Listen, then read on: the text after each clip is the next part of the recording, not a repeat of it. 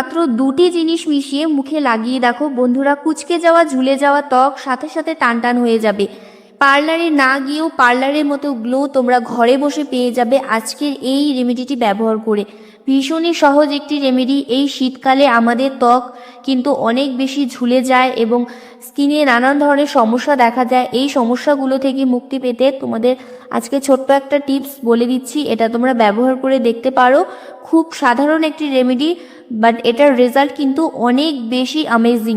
তো দেখো এখানে কিন্তু প্রথমে নিয়েছি আমি কিছুটা ভ্যাসলিন আর নিয়েছি একটুখানি নারকেল তেল। এই 1 চামচ পরিমাণ এখানে নারকেল তেল আর 1 চুটকি মতো ভ্যাসলিন দিয়ে ভালো করে মিশিয়ে নিচ্ছি। তো তোমরা যদি প্রথমবার আমার ভিডিও দেখে থাকো, মানে আমার চ্যানেলে নতুন হয়ে থাকো, তাহলে অবশ্যই আমার চ্যানেলটিকে সাবস্ক্রাইব করে আমার পাশে থেকো।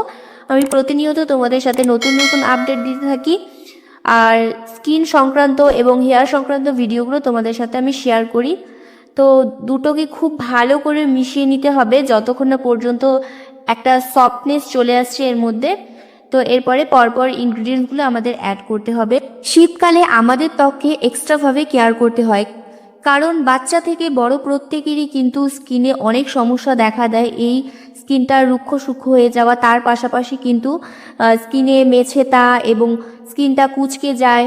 তো নানান ধরনের সমস্যা আমাদের ফেস করতে হয়, যার জন্য কিন্তু অনেক বেশি স্কিনে কেয়ার করা জরুরি।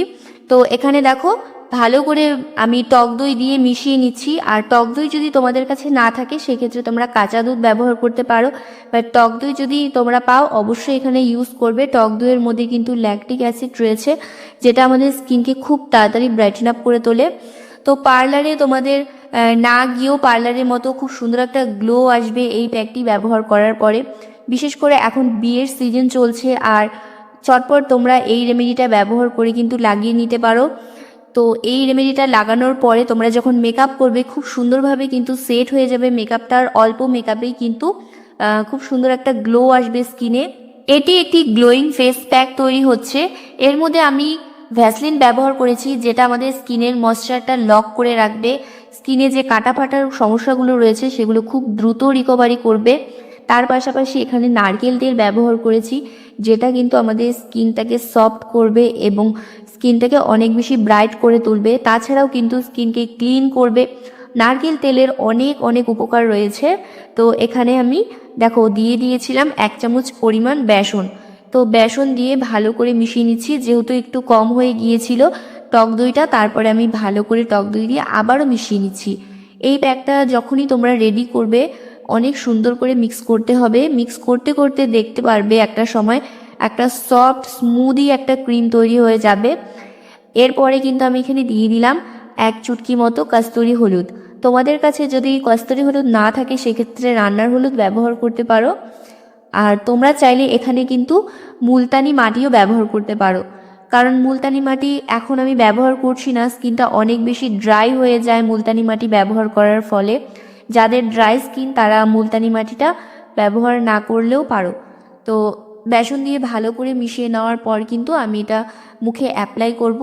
তোমরা কি ভাবছো এটা শুধু মুখেই অ্যাপ্লাই করা যাবে? একদমই না, এটা তোমরা হাতে পায়ে তোমাদের যেই জায়গাগুলো কাটা ফাটা সমস্যা রয়েছে সেই জায়গাগুলোই তোমরা অ্যাপ্লাই করতে পারো। তো এটা গলায় অ্যাপ্লাই করতে পারো। তো যেই সব জায়গাগুলোতে একটু ডার্কনেস এরিয়াগুলোতে তোমরা ব্যবহার করে দেখতে পারো, খুব সুন্দর একটা গ্লো আসবে। তো এটা আমি পুরো ফেসে লাগিয়ে নিচ্ছি। আর এটা কিন্তু লাগানোর আগে ভালো করে ফেসটা ক্লিন করে নিতে হবে। ক্লিন ফেসেই কিন্তু ফেস প্যাকগুলো অ্যাপ্লাই করা দরকার। তো চাইলে তোমরা ফেস ওয়াশ দিয়েও ক্লিন করে নিতে পারো, বা নর্মালি তোমরা জল দিয়ে ধুয়ে নিয়েও তোমরা কিন্তু প্যাকটা লাগিয়ে নিতে পারো।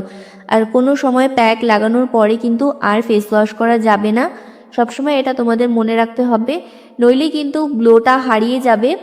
তো যেই গ্লোটা আমরা এই প্যাকটা ব্যবহার করে অ্যাচিভ করব সেটা কিন্তু তোমরা যদি হারিয়ে ফেলো তাহলে কিন্তু সেটার কোনো আর গুণাগুণ রইল না। তো ভালো করে এটা লাগিয়ে নিয়ে আমি রেখে দিয়েছিলাম 10 মিনিটের জন্য। 10 মিনিট পরে এটা শুকিয়ে এসেছে। হাতে হালকা জল নিয়ে কিন্তু ম্যাসাজ করে নিচ্ছি, কারণ বেসনের যে ছোট ছোট দানাগুলো রয়েছে সেগুলো কিন্তু আমাদের পোর্সগুলোকে ক্লিন করবে আর আমাদের স্কিনে যে ডেড সেলগুলো রয়েছে সেগুলোকে রিমুভ করবে, খুব তাড়াতাড়ি ফর্সা করে তুলবে। তো ভালো করে ম্যাসাজ করে নিয়ে এরপরে ভিজে রুমাল দিয়ে মুছে নিচ্ছি। তো মুছে নেওয়ার পরে স্কিনটা তোমরা দেখে বুঝতেই পারছো কতটা সফট হয়েছে। আর গ্লোটা আশা করছি তোমরা ব্যবহার করার পরই বুঝতে পারবে যে কতটা সুন্দর একটা গ্লো স্কিনে চলে আসে।